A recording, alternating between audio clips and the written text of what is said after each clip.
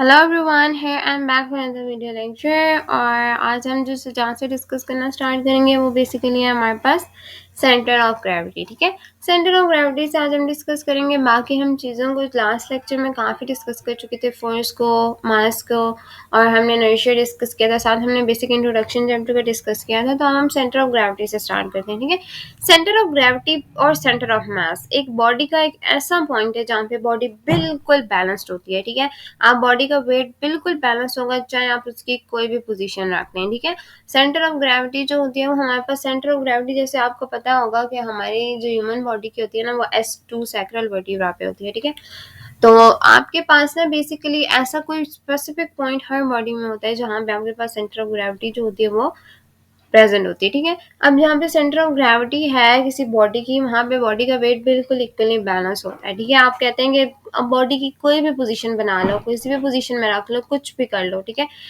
तो हमारे पास बॉडी का जो सेंटर ऑफ मास है ना, वो हमारे पास सेंटर ऑफ ग्रेविटी होती है, वो उसी में होती है। ठीक है, in motion analysis the matter of the centre of gravity serves an index of the total body motion. ठीक है, उन्होंने कहा ये कि हमारे पास जब हम मोशन की एनालिसिस कर रहे थे ना, तो एक इंडेक्स लेते हैं, एक स्पेसिफिक टोटल बॉडी का एक इंडेक्स जो होता है ना, वो हम सेंटर ऑफ ग्रेविटी को ही रखते हैं। ठीक है, from a kinetic perspective, the location of the center of mass determines the way in which the body responds to external forces. ठीक है, अब उन्होंने कहा काइनेटिक अगर हम perspective देखते हैं तो एक जो लोकेशन है ना सेंटर ऑफ मास की, वो डिटरमाइन करती है कि आपकी बॉडी जो है वो किस तरह से एक्सटर्नल फोर्सेस को रिस्पॉन्ड करती है। ठीक है, इस तरह से आपको लोकेशन पता चलती है बॉडी के मास, सेंटर ऑफ मास की। ठीक है, या जो हमारे पास सेंटर ऑफ ग्रेविटी का एक स्पेसिफिक जो पॉइंट है।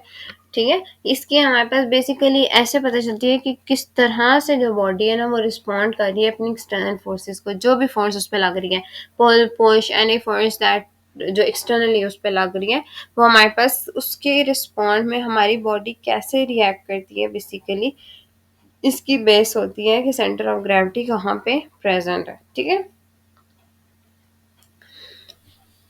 तो बेसिकली स्टैंडिंग पोजीशन में जो होते हैं ना, बेसिकली हमें पता है कि सैक्रल S2 वर्टिब्रा पे हमारे पास क्या होता है कि प्रेजेंट होता है आपके पास centre of gravity, centre of mass. ठीक है, अब हमारे पास आ जाता है वेट। वेट हमारे पास क्या है? Gravitational force that the earth exerts on a body. ठीक है, वेट वो ग्रेविटेशनल फोर्स या अमाउंट ऑफ ग्रेविटेशनल फोर्स है जो हमारे पास बॉडी पे एक्सर्ट होती है। वेट जो है ना बेसिकली बेस्ड ऑन ग्रेविटी। ठीक है, जो ग्रेविटेशनल फोर्स हमारे पास एक्ट करती है ना किसी बॉडी पे, वो वेट कहलाता है। ठीक है, algebraically its definition is a modification of the general definition of a force with weight being equal to mass multiplied by the acceleration of the gravity। ठीक है, सो उन्होंने कहा कि अगर आप ये कहते हैं ना कि हम अलजेब्रा के थ्रू देखें, तो उन्होंने कहा कि बेसिकली जो जनरल डेफिनेशन है ना फोर्स की, वो ये कहती है कि वेट जो है, उन्होंने कहा सॉरी मॉडिफाई किया उन्होंने, कि जो जनरल डेफिनेशन थी फोर्स की उसी को मॉडिफाई करके उन्होंने कहा कि वेट जो है वो इज इक्वल करता है मास के।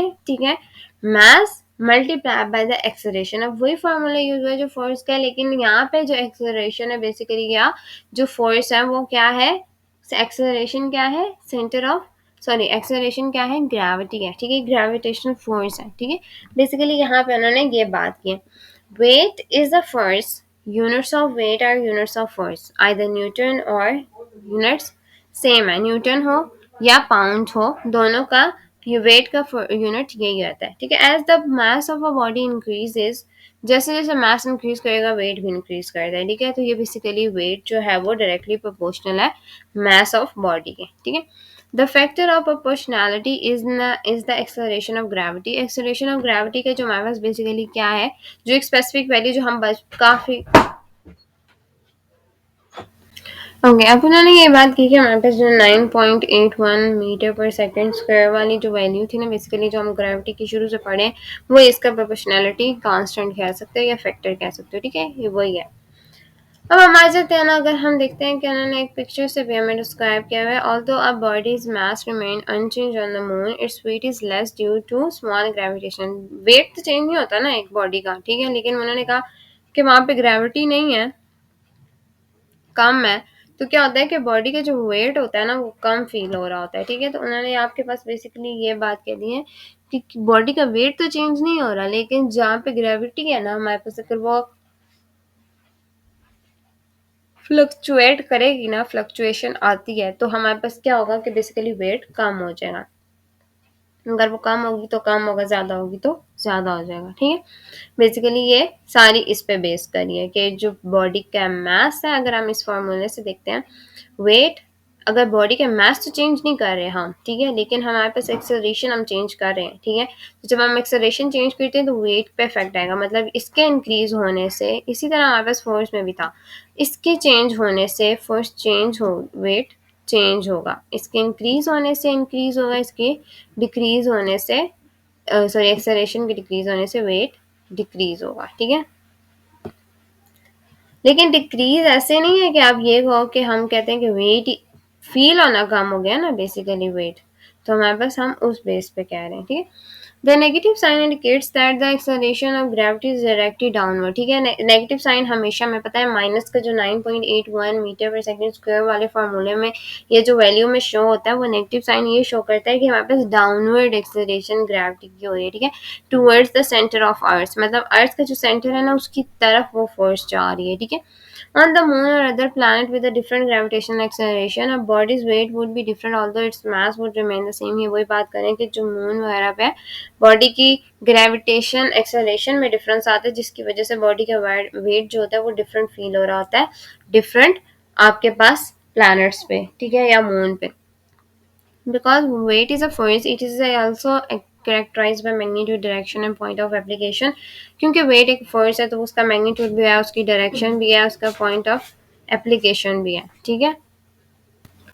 ओके, अब डायरेक्शन में उन्होंने बता दिया कि direction in which weight acts is always towards the centre of the earth, ठीक है। अब जो डायरेक्शन उन्होंने कहा हमेशा सेंटर ऑफ द अर्थ के बीच में होगी, ठीक है, because the point at which weight is as assume to act on a body is the body centre of gravity, ठीक है। जो पॉइंट उन्होंने कहा ना कि हमने लिया, ठीक है, वो हमेशा से ये होगा कि वेट जो होगा वो एज्यूम किया जाएगा to act on a body is a body centre of gravity. अब सेंटर ऑफ जो बॉडी की ग्रेविटी है ना, बेसिकली जो बॉडी की सेंटर ऑफ ग्रेविटी, ठीक है, उस पर जो वेट लग रहा है वो हमेशा से ज्यूम, एक पॉइंट स्पेसिफिक ज्यूम कर लिया जाता है कि यहाँ पे सेंटर ऑफ ग्रेविटी जो है ना, ये इसका एक ऐसा पॉइंट है जहाँ पे इसका वेट मैक्सिमम पता चल जाएगा, यहाँ पे डिवीजन आ रही है, ठीक है।